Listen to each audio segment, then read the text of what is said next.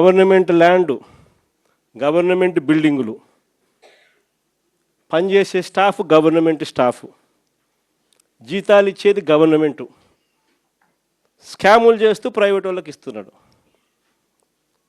ఉట్టి జీతాలకే ఆ మెడికల్ కాలేజీలలో సంవత్సరానికి నెలకు 5 కోట్ల రూపాయలు ఒక్కొక్క కాలేజీలో అవుతుంది.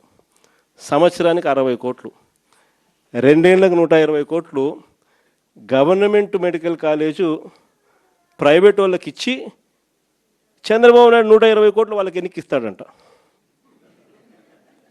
ఇది ఎక్కడైనా మీరు విన్నారా? గవర్నమెంట్ది ల్యాండు, గవర్నమెంట్ది బిల్డింగులు, గవర్నమెంట్ స్టాఫు, జీతాలు ఇచ్చేది గవర్నమెంటు, నడిపేదేమో ప్రైవేటు, లాభాలేమో ప్రైవేటు కంట. ఇట్లాంటి దారుణమైన స్కాములు చేస్తే మేము అధికారంలోకి వచ్చినాక 2 నెలల్లో బొక్కలు వేస్తానని చెప్పిన.